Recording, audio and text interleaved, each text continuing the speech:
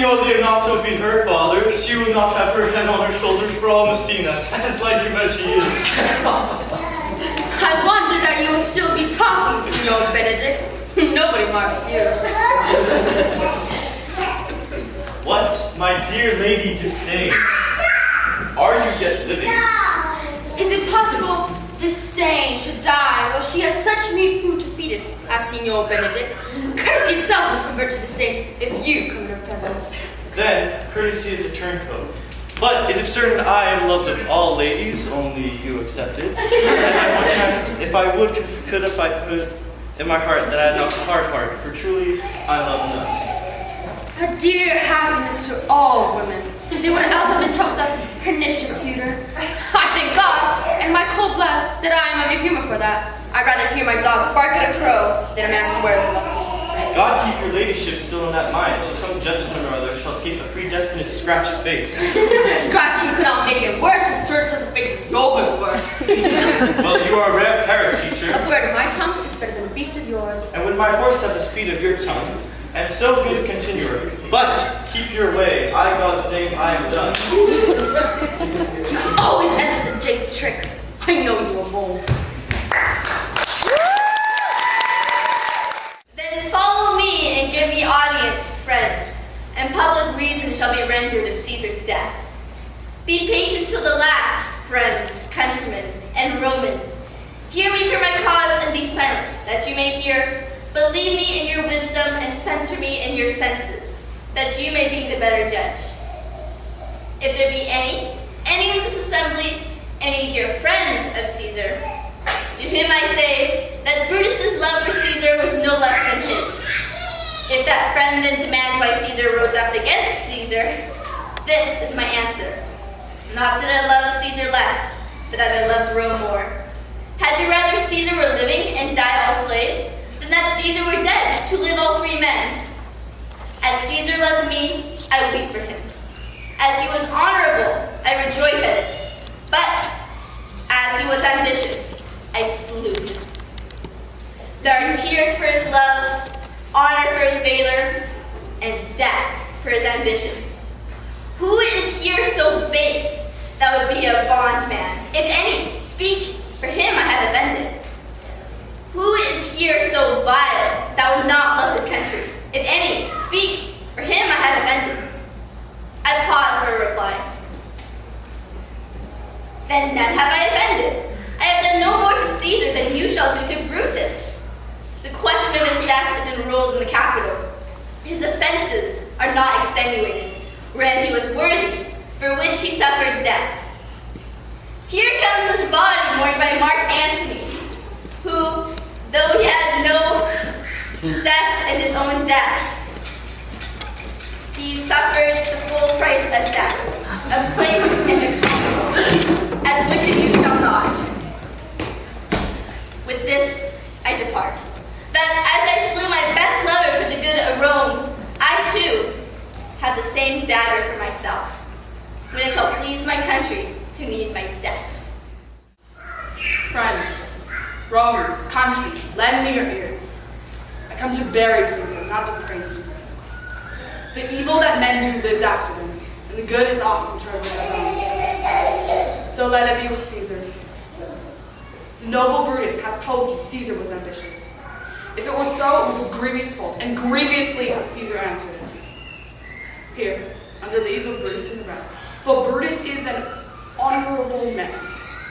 So are they all honorable men. Come I to speak and Caesar to be known.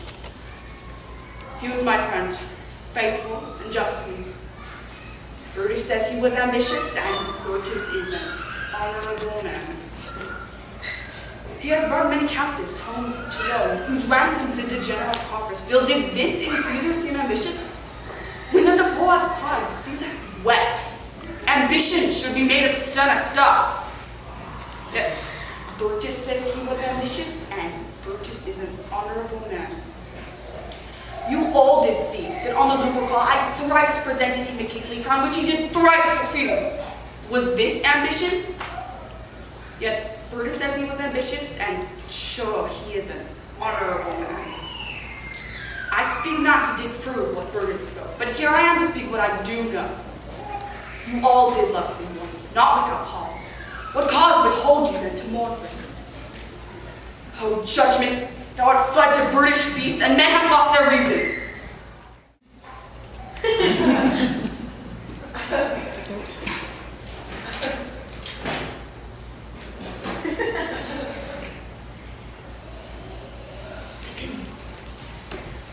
I pray you, what is it o'clock?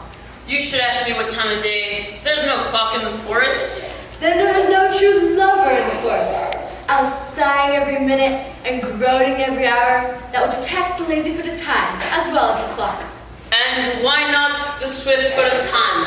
Had not that been as proper? By no means, sir. Time travels in different places with different persons. I'll tell you who time gallops withal, who time trots withal, who time ambles withal, and who he stands still withal. I prithee, who doth he trot withal? Marry he trots hard with the young maid. Between the contract of the marriage and the day it is solemn nights. If the interim be but a se'nnight, then time's pace is so hard that it seems the length of a 7 year. Who ambles time withal? With the priest that lacks Latin and a rich man that hath not the goat. For the one sleeps easily because he cannot study, and the other lives merrily because he feels no pain. The one lacking the burden of the lean and wasteful learning, and the other knowing no burden of heavy, tedious pudor. Who doth he gallop withal? With the thief to the gallows. For though his foot fall softly, he thinks too early when to get there. Who stays it still withal? With lawyers, for they sleep between firm and form, and they perceive not how time moves. Where dwell you, pretty youth? With this shepherdess, my sister, here on the skirts of the forest, like the fringes upon a petticoat. There is a man who haunts the forest that abuses the young trees with carving Rosalind upon their bark.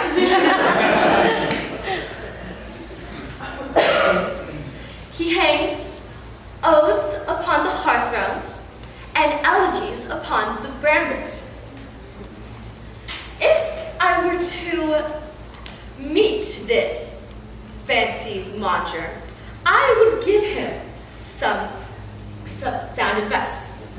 For it seems that he has a quatrain of love upon him. I am he that is so love-shaped. I pray you, tell me your remedy. Love is merely a madness. And I tell you, as well a whip and a dark house do for a madman. Okay, and I tell you.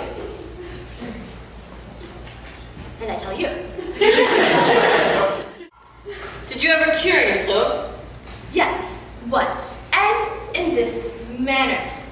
I had him imagine that I was his lover, his mistress, and every day he would try to woo me.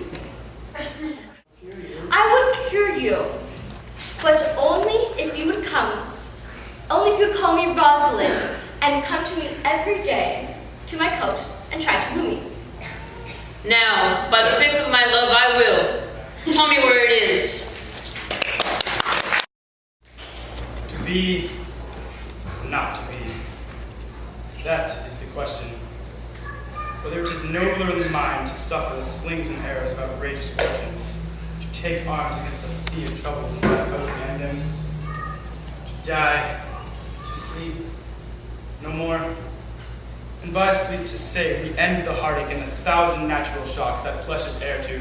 'Tis a consummation devoutly to be wished. To die, to sleep, perchance to dream, Aye, there's the rub, for in that sleep of death, what dreams may come, when we have shuffled off this mortal coil, must give us pause. There's the respect that makes calamity of so long life.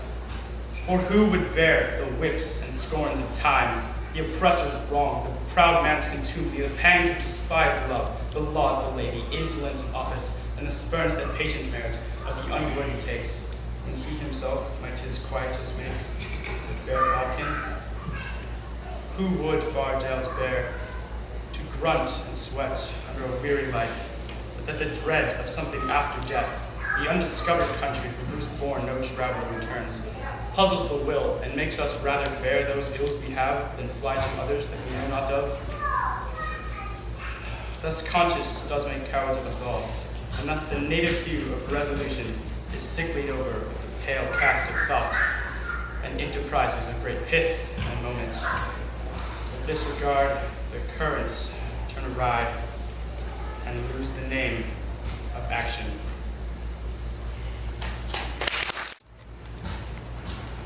Oh, my bent is rank, it smells to heaven, and at the primal eldest cursed upon it. A brother's murder, pray can I not? Though inclination be as sharp as will, my stronger guilt defeats my strong intent. And like a man to double business bound, I stand and pause where I shall first begin, and both neglect. And what's in prayer but this twofold force? To be forestalled ere it come to fall, or part of being down. Then I look up. My fault is past, but oh, what form of prayer can serve my turn?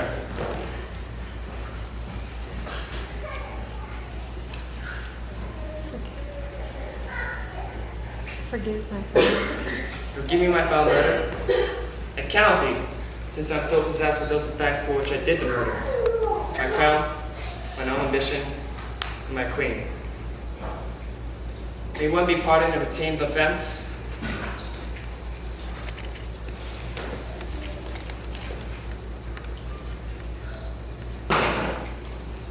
But then, what rest? Try what repentance can, what can it not? Then, what can it when one cannot repent? O wretched state, O bosom black as death, O light soul that's struggling to be free, are more engaged. Help angels, make essay. Bow stubborn knees, with hardened strings of steel. Be sought the singers of the newborn babe. All may be well. All the world's a stage, and all men and women merely players. They have their exits and their entrances, and one man in his time plays many parts. He acts being 7 ages. At first, the infant, kneeling and puking in the nurse's arms. And then the whiny schoolboy, with his satchel, shining morning face, creeping like snail, unwillingly to school. And then the lover, sighing like friends, with a woeful ballad, made to his mistress's eyebrow. And then, the soldier, with full of strange oaths, and bearded like a pard, jealous in honor, sudden and quick in quarrel, seeking a bubble reputation, even in the cannon's mouth.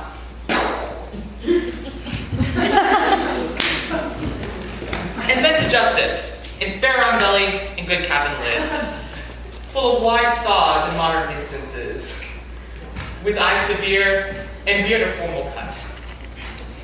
So he plays his part, the 6-8 shifts, into the lean and slippered pantaloon, with spectacles on nose and cup on side, for his youthful hose well saved, a world too wry, for his shrunk shank and his big manly voice, turning again towards childish trouble, pipes, and whistles in his sound. Last scene of all, that ends this strange eventful history. His second childless mere oblivion, sans teeth, sans eyes, sans taste, sans everything. Ah, touchstone! I'd like to cut your life. Truly, shepherd, in respect of itself, it is a good life. But in respect that it is a shepherd's life, it is not. Now, in respect that it is solitary, I like it very well. But in respect that it is private, it is a very vile life. Now, in respect that it is in the fields, it pleases me well. But in respect that it is not in the court, it is very tedious. As it is a spare life, it fits my humor well. But as there is no more plenty in it, it goes much against my stomach. Hast any philosophy in thee, shepherd? No more but that I know. The more one sickens, the worse at ease he is. That he that wants money, means and content, is without 3 good friends.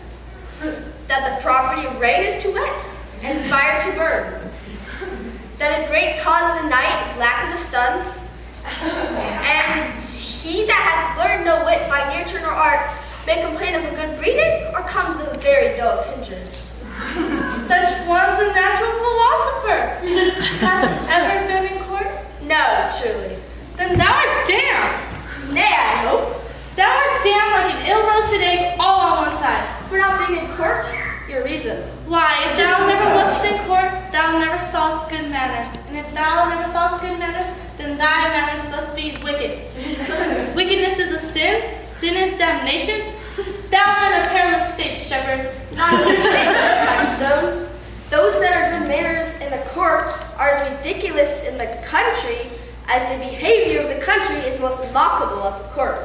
You told me you salute not at court, but you kissed their hand. That courtesy will be uncleanly of courtiers of shepherds. Instance, briefly, come instance. Why, we are still handling our ewes, and their fells, are greasy.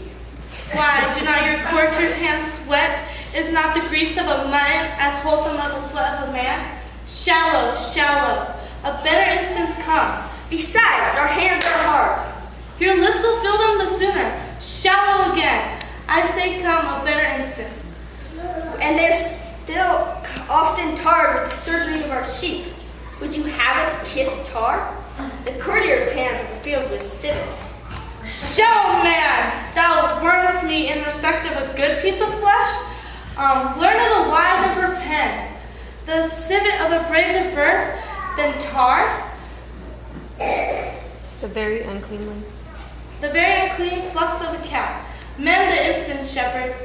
You have too courtly a wit for me. I'll rest. Wilt thou rest? Damn! God make incision in thee. Sir, I am a true laborer. I earn that I eat, get that I wear, owe no man hate, envy no man's happiness, glad of other men's good, content with my harm, and my greatest of my pride is to see my ewes graze and my lambs suck. That is another sin in you. You take the awes and the rams and put them together. And to offer to get your living by the copulation of cattle? If thou beest not damned for this, the devil himself will have no shepherds. I cannot see how else thou should escape from this. Set down your honorable load, if honor may be shrouded in a hearse, whilst I awhile obsequiously lament the untimely fall of virtuous Lancaster, thou bloodless remnant of that royal blood. Be it lawful that I invocate thy ghost, to hear the lamentations of poor Anne, wife to thy Edward, to thy slaughtered son, stabbed by the selfsame hand that made these wounds. Lo, in these windows that let forth thy life, I pour the helpless balm of my poor eyes. Cursed be the hand that made these fatal holes. Cursed be the heart that had the heart to do it. Cursed the blood that let this blood from hence. More direful hath betide that hated wretch that makes us wretched by the death of thee, that I can wish to adders, spiders, toads, or any creeping venom thing that lives. If ever he have child, abortive be it, prodigious and untimely brought to light, whose ugly and unnatural aspect fright the hopeful mother of the view, and that be heir to his unhappiness. If ever he have a wife, let her he made a miserable by the death of him, as I am made by my poor lord and thee. If we are marked to die, we are now to do our country's loss. and if to leave the fewer the men, the greater the share of honor. God's will, I pray thee, wish not one man more. By Jove, I am not covetous for gold, nor care I who doth feed upon my cost. It yearns me not if men my garments wear, such outward signs dwell on my desires. But if it be a sin to covet honor, I am the most offending soul alive. No faith in my cause, wish not a man from England. God's peace I would not lose so great an honor as one man more methinks would share for me. For the best hope I have, oh, do not wish one more. Rather, proclaim it, Westmoreland, through my host, that he who had no stomach to his battle, let him depart. His passport shall be made, and crowns for convoys put into his purse. We would not die in that man's company, that fears his fellowship to die with us. This day is called the Feast of Crispin. He that lives this day and returns home safe will stand a tiptoe when the day is named, and rouse him at the name of Crispin. He that lives this day and sees old age will yearly on the vigil feast his friends and say, tomorrow is St. Crispin's.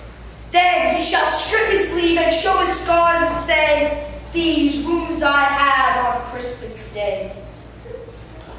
Old men forget, yet all shall be forgot. But he'll remember with advantages what feats he did that day. Then shall our names, familiar in his mouth's household words, Henry the King, Bedford and Exeter, Warwick and Talbot, Salisbury and Gloucester, be in their flowing cups freshly remembered. This story shall the good man teach his son, and Crispin shall ne'er go by, from this day to the ending of the world, but we in it shall be remembered.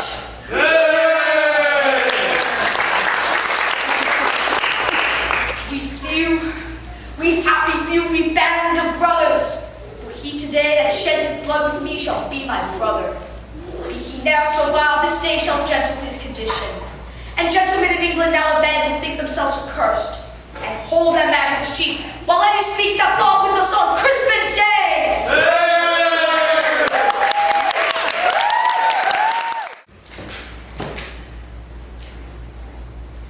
If it were done, when 'tis done, then 'twere well it were done quickly. If the assassination could trammel up the consequence and catch with his surcease success, that but this blow might be the be-all and the end-all here. But here, upon this bank and shore of time, we jump the life to come. But in these cases, we still have judgment here, that we but teach bloody instructions, which, being taught, return to plague the inventor.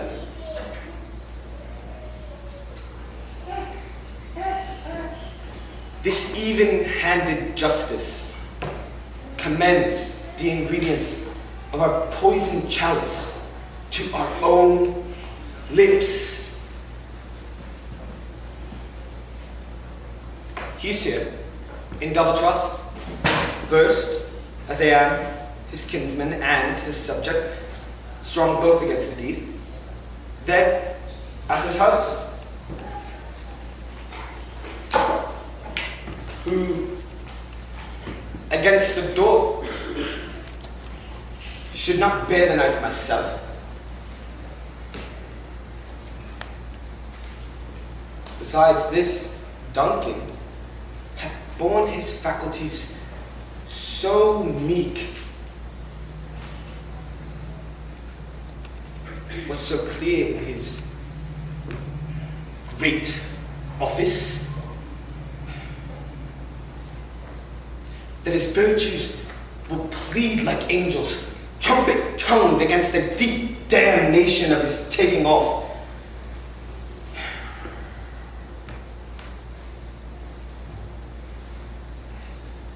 I have no spur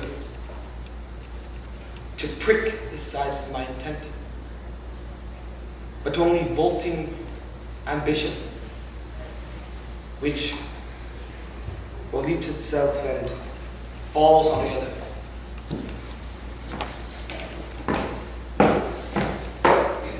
How now? What news? He has almost supped. Why have you left the chamber? We will proceed no further in this business. He hath honored me of late, and I've brought golden opinions from all sorts of people, which would be born in their newest loss, not cast aside so soon. Was the hope drunk when you dressed yourself?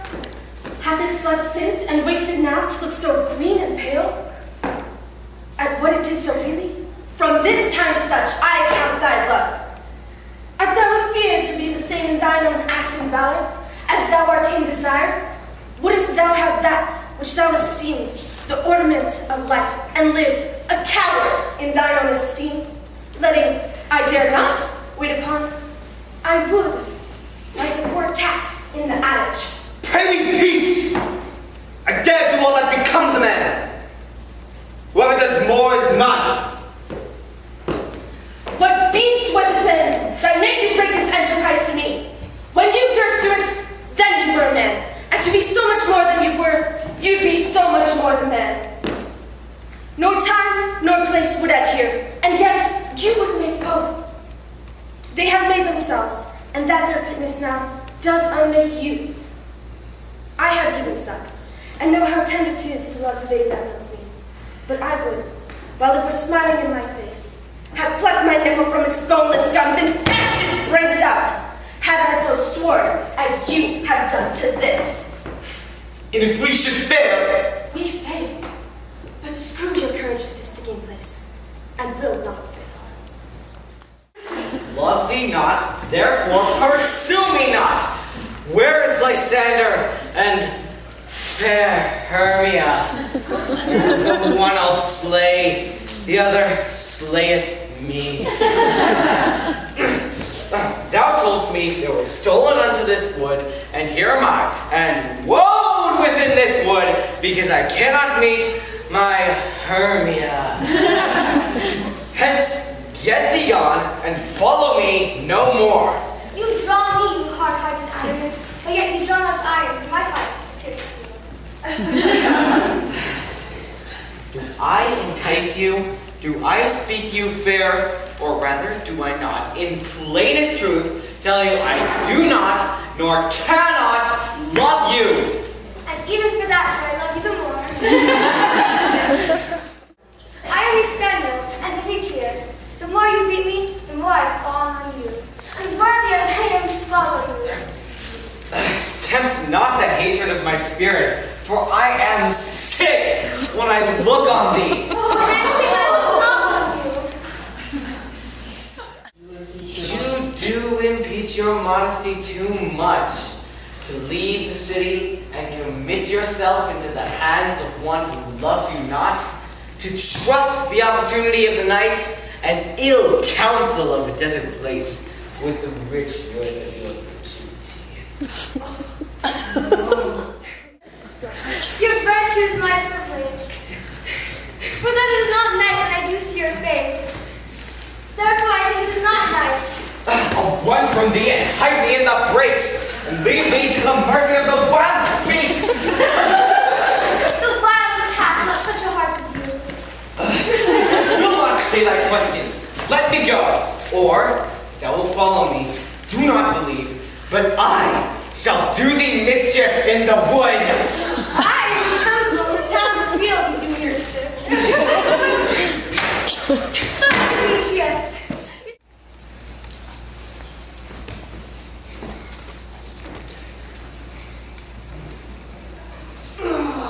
The urging of that word judgment bred a kind of remorse in me. Art thou afraid? Not to kill him, but having a warrant for it. To be damned for killing him, for which no warrant can defend us. I thought thou hadst been resolute. So I am. So I live.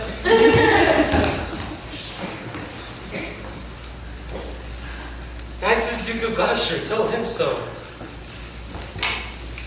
I pray thee, stay a while. I hope my holy humor will change. 'Twas wont to hold me, but one to tell 20.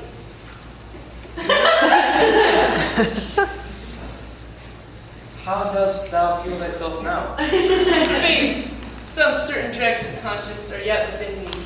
Remember our reward when the deed is done. Sounds. He dies. I forgot to reward. Where is thy conscience now? In the Duke of Gloucester's purse. So when the Duke opens his purse to give us our reward, does thy conscience fly out? Let it go. There's few or none will entertain it.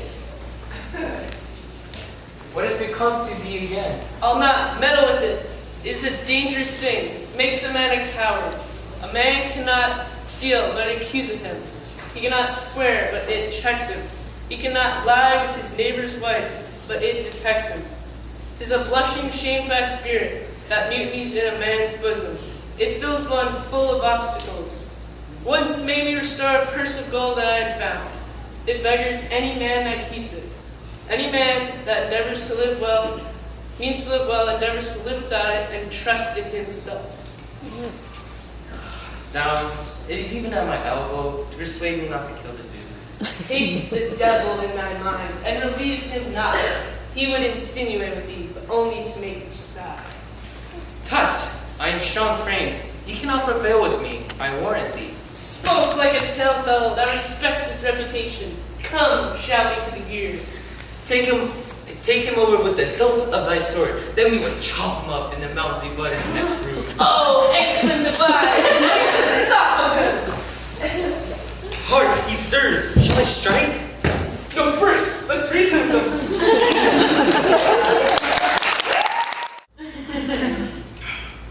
I'll attend her here, and whirl with some spirit when she comes. See that you rail? Why, I'll tell her plain that she sings as sweetly as the night.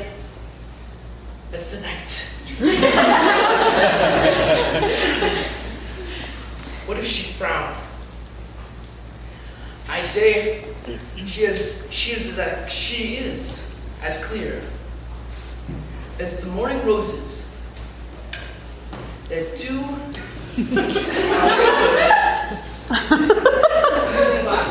newly washed with dew. If she denied to be wed, then I'll crave the day we be married. But now here she comes. Now Petruchia, speak. Good morrow, Kate, for that is your name, I hear. Well, have you heard but something hard of hearing? They call me Catherine Banter. You lie, because you're also called Plain Kate, and Bonnie Kate, and also sometimes Kate the Cursed. But you're also called Kate, the prettiest Kate in all of Christendom. This has moved me to ask you to marry me. Moved in good time. Let him that moved you come hither. Remove you hence. I knew you at the first. You are immovable. Why, what do you mean movable? A joint stool. Ah, thou hast hit it. Come sit down. Asses are made to bear, and so are you. Women are made to bear, and so are you. No such deed as you, if me you mean. Alas, good Kate, I wish not to burden you, knowing that you are both young and light. Too light was such a swain as you to carry, and yet as heavy as my weight should be. Come, you wasp! Why do you think you are so angry? If I be waspish, best beware my sting. That is my remedy, to pluck it out. I, the fool, could find it where it lies. Why would the fool know where the wasp wears his sting? In his tail? In his tongue. Whose tongue? Yours, if you talk of such tales. So farewell. Lady Beatrice, I am a gentleman. That I'll try. I swear if you strike me again, I will cuff you. And so may you lose your arms. If you strike me, you are no gentleman. And if no gentleman, why then no arms?